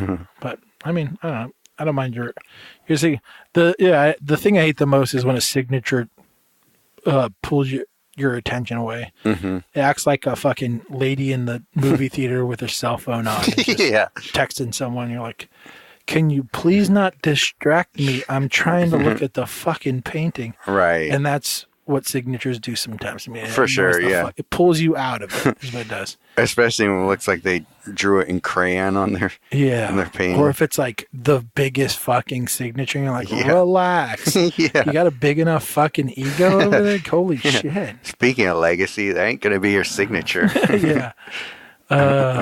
No more questions, but Fleef says your logo is brilliant, by the way. Thank you. Thank you.